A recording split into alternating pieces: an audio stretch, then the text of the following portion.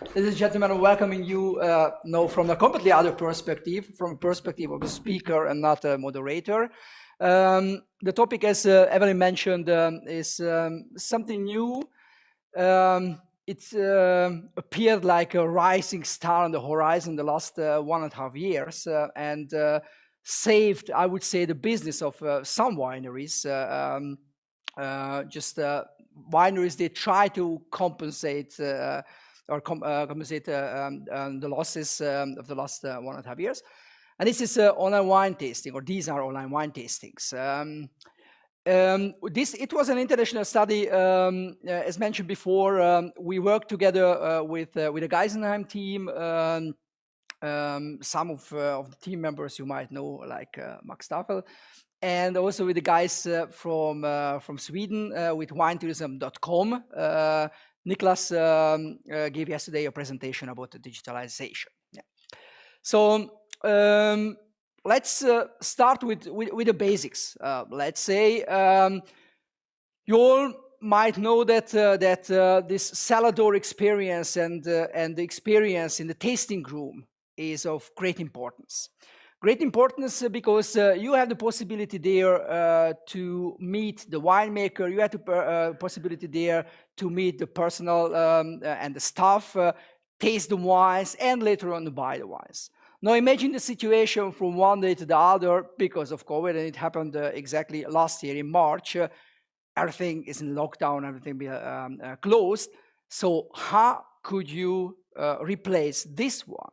And it was, of course, the huge chance for wineries to introduce this new online tool combining wine tasting with some digitalized versions. Life has changed. I don't want to go into detail. You know very well what happened because you are also part of this, and we know very well that due to the COVID pandemic, the whole consumer behavior has changed. Yeah, and maybe 10 years ago it was not so wouldn't have been so interesting to have an online wine tasting. In the last 1.5 years, it was. Yeah, and it still is. We calculated with Max together some years ago the economic impact of wine in the 13 wine growing regions, wine tourism. Yeah. And we came up with a number of 5 billion euros approximately. And we calculated also the theoretical loss, or losses in plural, during the first lockdown. Yeah. And we summarized the theoretical losses, $1.5 billion. So would have been the theoretical losses I already mentioned. Fortunately, wineries came up with some interesting and innovative ideas, and one of these ideas was, or still is, online wine tastings. The other ideas they came up with on an international level. This is Sue going to give you a next presentation and going to talk about the other innovative ideas. So let's focusing now on online wine tasting. And take the story of online wine tasting. Corona, or 1.5 years ago, it was not the first time when online wine tasting started. When you look at the wall here for the audience, and you can see here the poster here, the very first online wine tasting was here at the university in 2001, or maybe not the very first, but one of the first online wine tastings. 2001, Riesling wine tasting worldwide. It was, one shot, let's say, of the university, and at that time it was quite complicated because of internet contact and things like this. Just imagine it was 20 years ago, so you can imagine the stability of the internet. Then we have some publication some years later. For example, Fischer stated that online wine tasting, they are very cost and time saving, and they have a positive effect of brand awareness. Still, it was not the huge breakdown of or breakthrough of online wine tastings. And the main part was actually, or main action was actually 1.5 years ago when the drivers arrived, like special need, yeah, like willingness to do it, innovation adoption. This is also what you need for this one. Technical backgrounds, and you need also consumers and customers for this. We have, or there is a paper which separated or described 3 different ways of online wine tastings. Happy hours. This is more a small group via Skype and Zoom, not very well organized. Personal wine tasting, which is, I would say, makes the main part of this, and live stream, where we or wineries operate with larger groups, and they use mainly Facebook and Instagram. So we came up with the idea in January 2021, so almost after 1 year of pandemic, and we wanted to analyze what happened actually worldwide in the field online wine tastings. And we conducted a survey with more than 1,400 wineries from more than 40 countries, so it was a huge action. And what you can see here, and this is the red dot in the middle of this picture, this is Europe. We received the most of the answers actually from Europe, but also the New World, talking about Australia, South Africa, or wineries from the USA participated in this survey. And in terms of size of the wineries they participated, we can see a nice homogeneous pattern.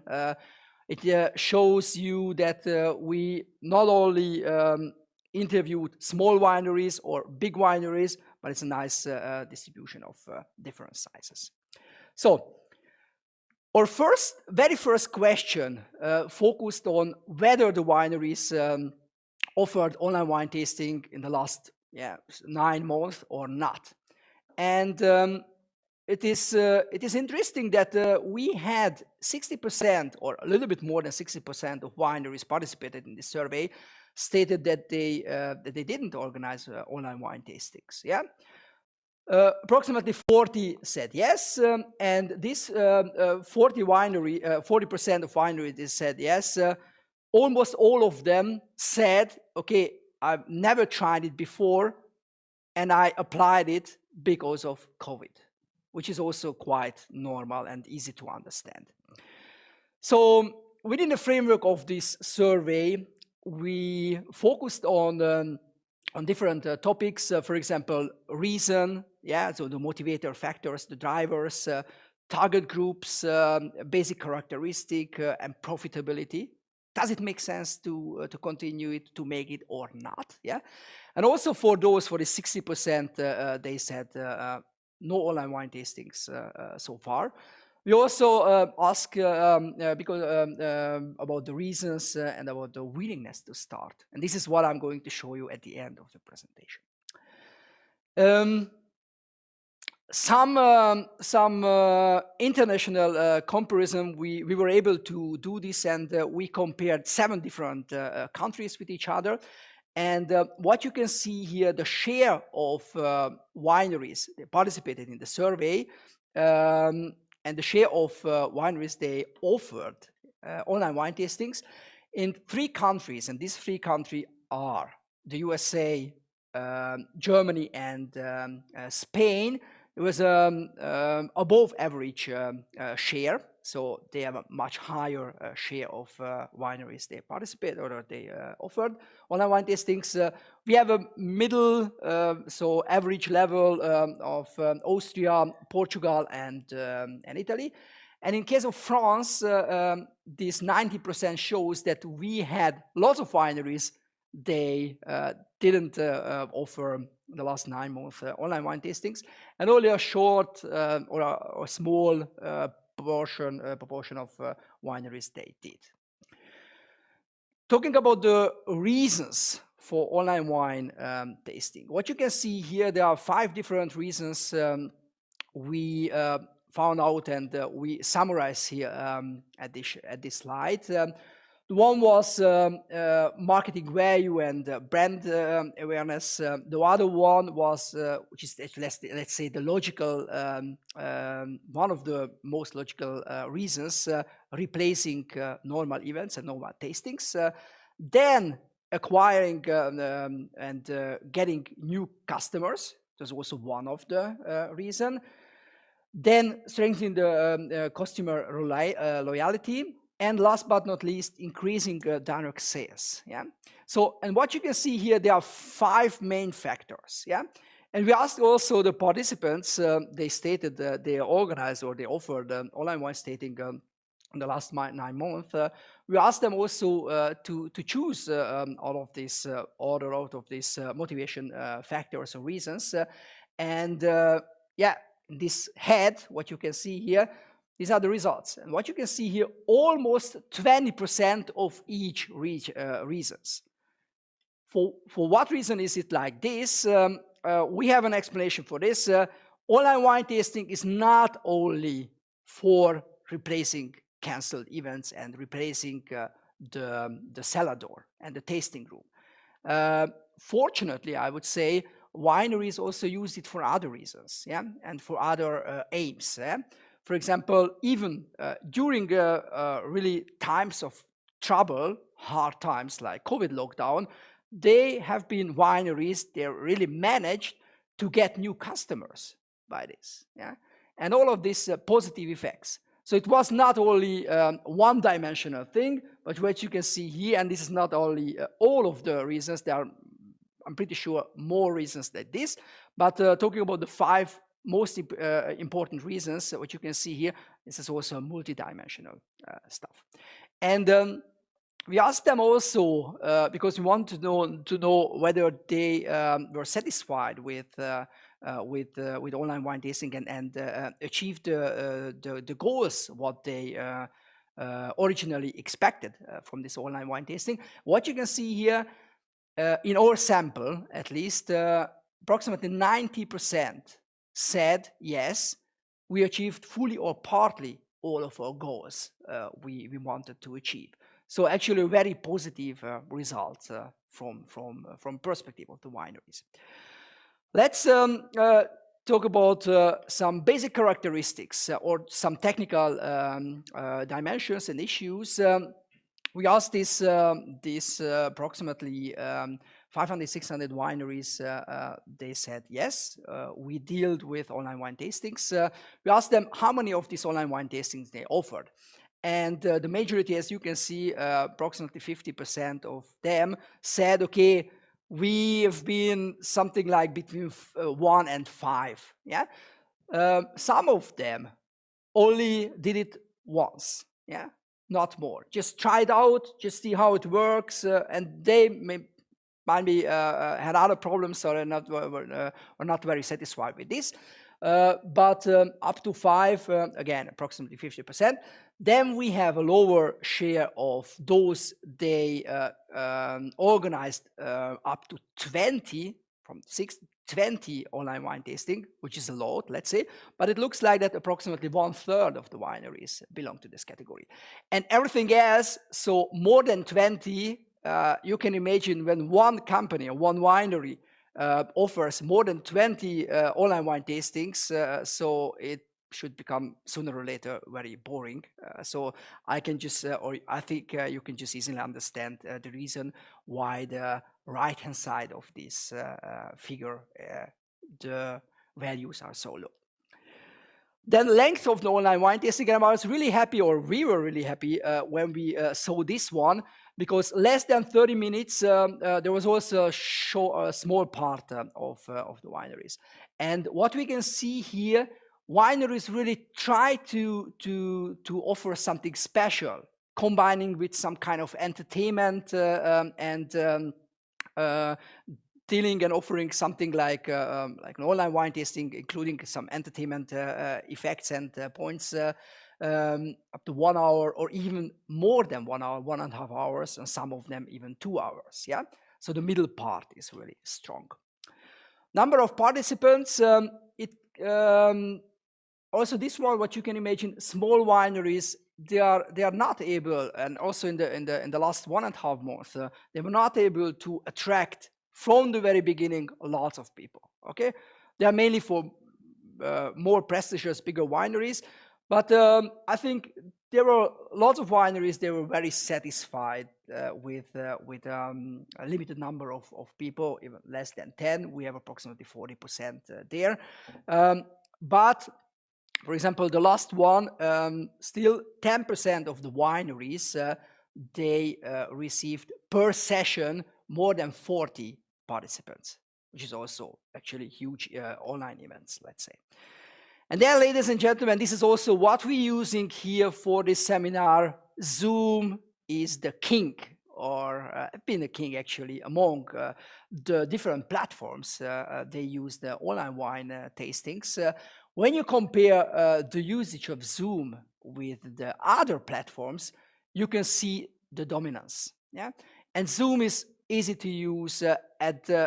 Zoom was there at the right time, the right place. Yeah, and it was there is a free version, and if you have a professional version, you don't have to pay lots of money. User friendly, and all of these positive effects. And lots of wineries use this one. Target groups. Okay, guys, before I start talking about target groups, we generally have two main target groups dealing with online wine tasting. The one is directly to the end consumers. This is B2C. Yeah.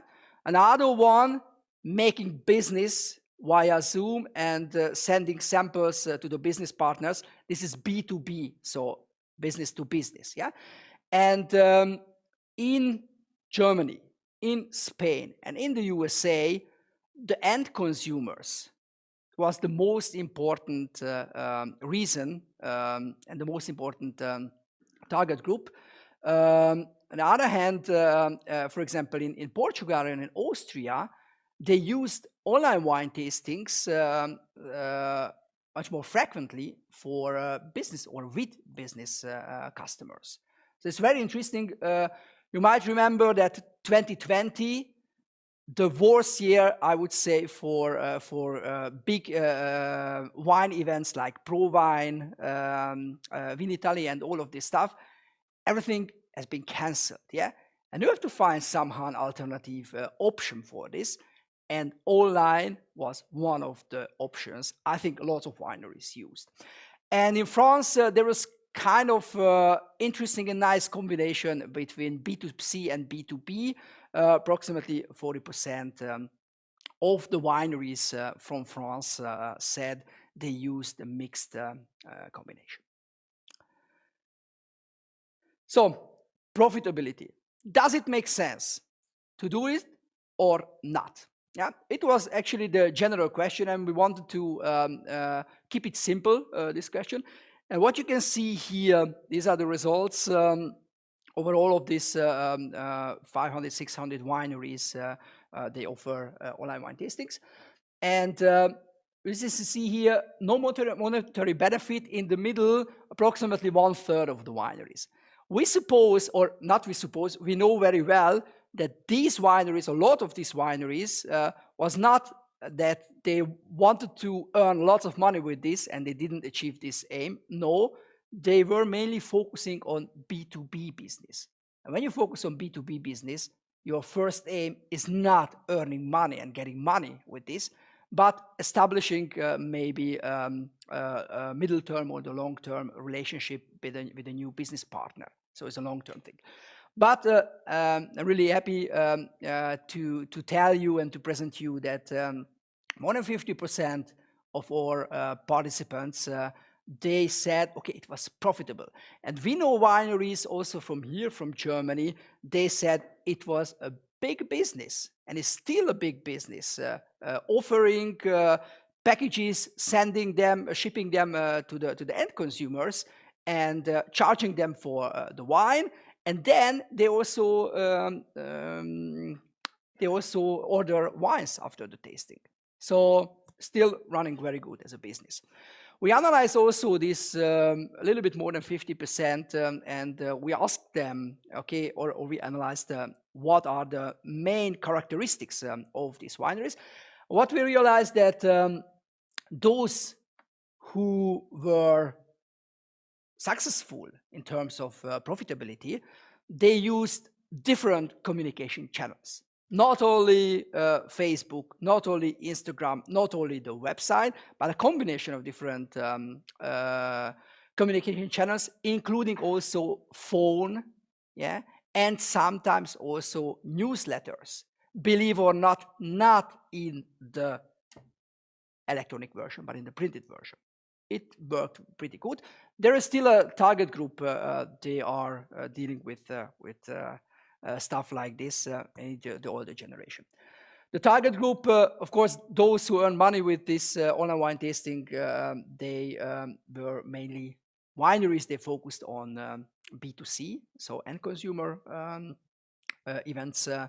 The longer the tasting are, the more profitability is the online wine tasting. And then the larger the group is, of course, this is also quite logical. The larger the group is, the more profitable is also the business. I think they are all factors you can also easily understand. And then the very last question was, actually we have been also some other different questions, but because of the time limit, this is my last slide and last point. We asked those who said, yes, we offered in the last 9 months online wine tastings. We asked them whether they are willing to continue this. What you can see here, 2/3 of these wineries said yes, for sure. And 1/3 they said maybe, and only 3% stated no. For whatever reason, they were not so satisfied with the profitability or with the setting or whatever. And then we asked also those, which you might remember, approximately 60% of our total sample said no online wine tastings in the past. Yeah, we asked them about the willingness to launch online wine tastings in the future. And what you can see here also, 2/3 said maybe. And only 30% said, only 20% said no, not at all, definitely not. And the remaining part, which is actually 80%, they're considering this. And this is, for me, it shows some kind of potential of online wine tastings. And I just change and go to the last slide. And before I start talking about this slide,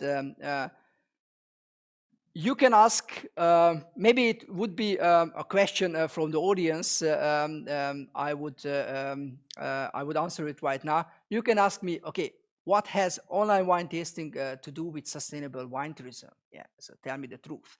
The truth is, actually, from my perspective, just imagine the situation. You have the chance to reach people. They are not even belong to possible wine tourism guests. Yeah, you have the chance to contact them, yeah, to send them wines and to communicate with them via Zoom or whatever platform you use. This is an extension of the circle of potential wine tourists. Yeah, there are lots of people living in Berlin or Hamburg or Munich, but also countryside, not only in big cities. Not all of them has the possibility and even the willingness to travel 100, 200, 300, 400 kilometers to visit one certain winery, taste their wines, and buy their wines there. But when the winery comes to them in form of online wine tasting, there is a huge chance to again, an extension of the circle of potential wine tourists. So we have here 2 QR codes. Thanks to the digitalization, we have a very quick communication using this stuff. The first one, you can download the final report we put together with winetourism.com with our colleagues from Geisenheim. And the second one, yesterday evening, I was lying in my bed. I was really tired after the first day. And I received at 9 o'clock an SMS or an email that our paper has been published. And our paper, exactly from yesterday, our paper is online. We wrote this paper on this specific topic, cultural analysis of online wine tastings. And this is free to download from the web page of British Food Journal. So please feel free to download if you are interested in it. These two things and have fun by reading. I think the final report is approximately 100 pages, so it's a nice literature for you before you go to bed. Thank you very much for your attention, and of course, I'm open for questions.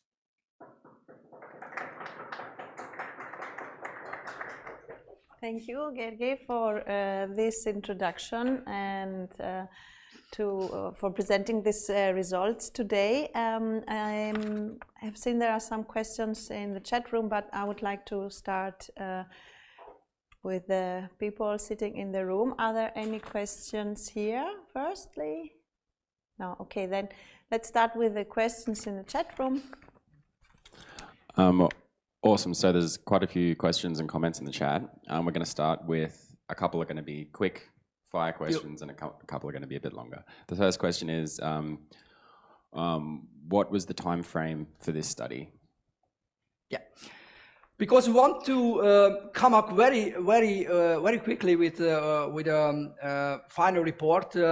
We started, I think, end of January, as I remember, and we finish 3 weeks later. This was the data collection, but it was the time frame of the data collection. And we looked back from January back to March 2020. It was the time frame of the research. Awesome. The next one is there any information to do with the costs of the wine tastings, the cost the consumer paid for the wine tastings? Yeah. Completely different, ladies and gentlemen, because they, especially at the very beginning, wineries offered some samples even for free. Yeah. And there was a huge change approximately after 2 or 3 months.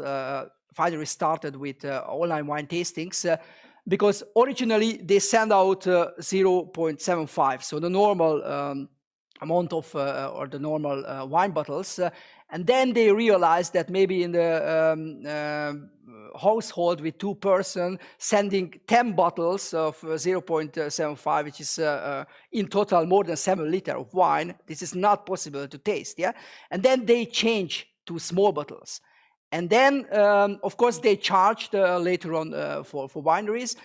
Very often, in lots of the cases, the participants, they only had to pay for the wine and for the shipping, but not especially or not extra for the moderation and for the show and for the entertainment part.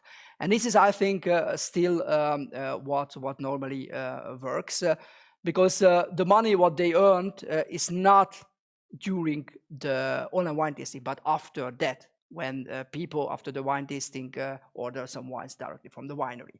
And of course, in case of B2B, business to business, there are no costs from the side of the receiver because they don't charge the business partners. Awesome. So the next question would be, Gergely, do you know if the wineries who answered the survey organized the wine tastings by themselves, or do the numbers also include wineries that participated in external wine online events, for example, Digitale Weintour mentioned yesterday by Monika Ruelle? Yeah, fortunately, because you have to imagine the following situation. Not all of the wineries are very keen and interested in creating something new from one day to the other. So this innovation adoption, yeah.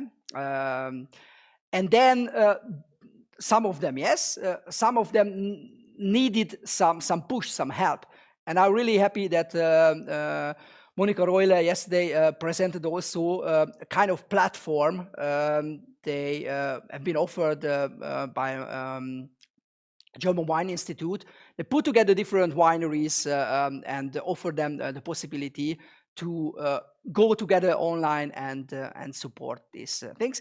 This is not only this is not only these two versions. There is also one other that professional online and internet based companies they offer wineries also some online wine tastings, including technique and organization and all of this stuff.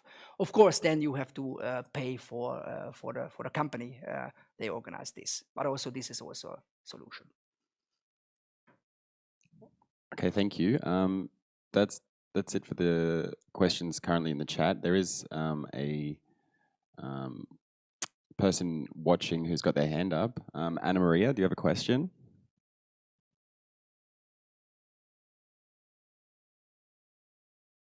I guess that's it from the chat. Okay.